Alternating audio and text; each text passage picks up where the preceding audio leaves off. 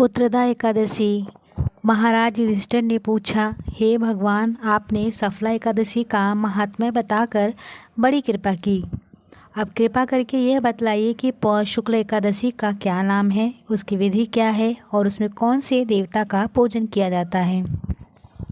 भक्त वत्सल भगवान श्री कृष्ण बोले, हे राजन, इस एकादशी का नाम पुत्रदा एकादशी है। इसमें भी नारायण भगवान की पूजा की जाती है। इसमें चर अचर संसार में पुत्रदा एकादशी के व्रत के समान दूसरा कोई व्रत नहीं है। इसके पुण्य से मनुष्य तपस्वी, विद्वान, लक्ष्मीवान होता है। इसकी मैं एक कथा कहता हूँ, सो तुम ध्यान पूर्वक सुनो। भद्रावती नामक नगरी में सुकेतु नाम का एक राजा राज्य करता था। उसके कोई पुत्र नहीं था। उसकी स्त्री का नाम शैव्या था। वह निपुत्री होने के कारण सदैव चिंता करती रहती थी।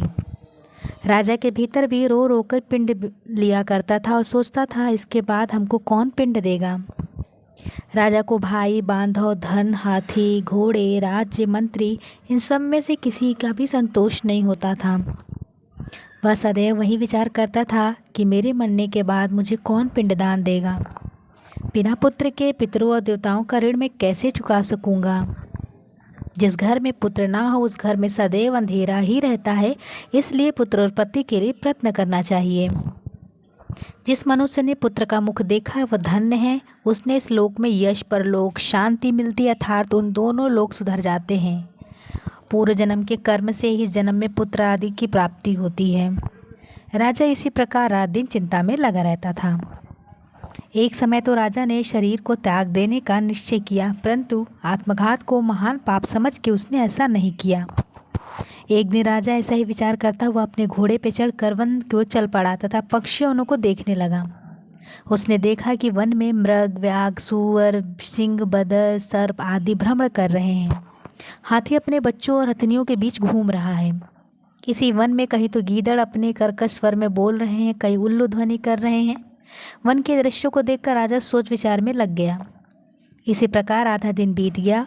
वह सोचने लगा कि मैंने कोई यज्ञ किया, ब्राह्मणों को स्वादिष्ट भोजन से तृप्त किया, फिर भी मुझे दुख प्राप्त हुआ क्यों। राजा प्यास के मारे अत्यंत दुखी हो गया और उसने पानी की तलाश में इधर उधर फिरने लगा। थोड़ी दूर पर राजा ने एक सरोवर देखा। उस सरोवर में कमल खिले थे तथा सारस, हंस, मगरमच्छ विहार कर रहे थे। उस सरोवर के चारों तरफ मुनियों के आश्रम बने हुए थे।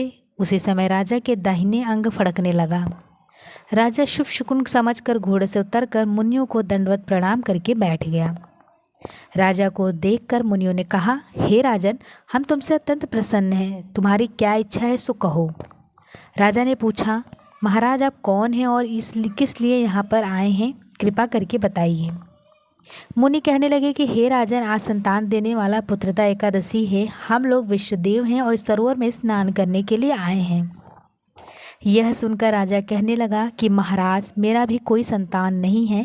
यदि आप मुझ पर प्रसन्न हैं तो एक पुत्र का वरदान दीजिए। मुनि बोले, हे राजन, आज पुत्रदा एकादशी है, आप अवश्य इसका व्रत करें। भगवान श्री कृष्ण ही अवश्य आपके घर में पुत्र होगा। मुनि के वचनों को सुनकर राजा ने उसी दिन एकादशी का व्रत किया और द्वादशी को उसका पारण किया। इसके पश्चात मुनियों को प्रणाम करके अपने महल वापस आ गया। कुछ समय बीतने के बाद रानी ने गर्भधारण किया और 9 महीने के पश्चात उसका एक पुत्र हुआ। वह राजकुमार अत्यंत शूरवीर, यशस्वी और प्रजापालक हुआ। श्री कृष्ण बोले, हे राजन, पुत्र की प्राप्ति के लिए पुत्रदा एकादशी का व्रत करना चाहिए। जो मनुष्य इस महात्म्य को पढ़ता है, सुनता है, उससे अंत में स्वर्ग की प्राप्ति होती है।